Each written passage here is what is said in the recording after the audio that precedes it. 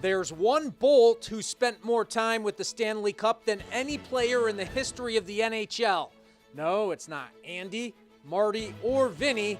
I'm talking about Mike Bolt, one of 4 men of an exclusive fraternity known as the Keepers of the Cup. And yes, people have asked Bolt if he's a good luck charm for the Lightning. I was a little caught off guard in '04 when people started making a bit of a big deal about it, but yeah, sure, I guess it's a fun little story. If you want stories, you've come to the right place. Bolt has seen anything and everything in close to 19 years traveling the globe with the most famous trophy in sports. One of the kind of most biggest interesting parties I went to was with Chris Chelios, and it was out in Malibu, California, and I joked that there were more celebrities at his party than the Oscars.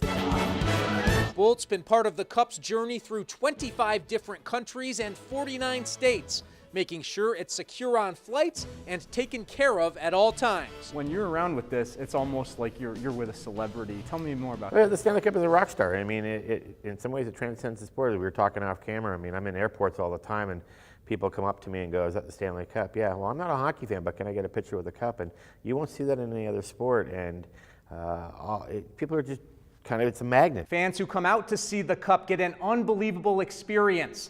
They're allowed to touch it, allowed to kiss it, but one thing they can never do is hoist it. You have to earn the right.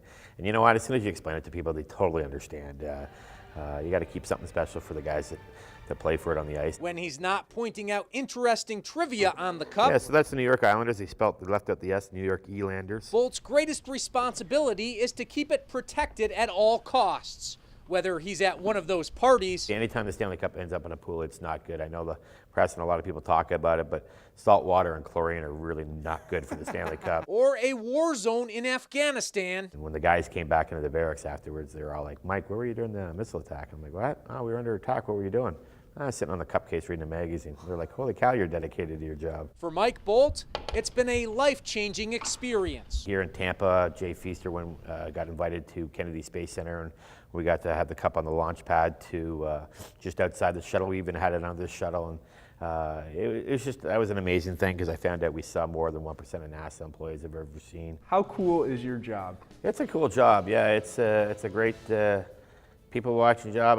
People always tell me I have the greatest job in the world, and my answer is I have the second greatest job in the world. I think the greatest job in the world is getting to play for it. That's what I would have liked to have done, but I just was not that good of a hockey player. So second best thing, get a job with the Hall of Fame and get appointed to be one of the keepers of the cup. Lord Stanley would most certainly be proud.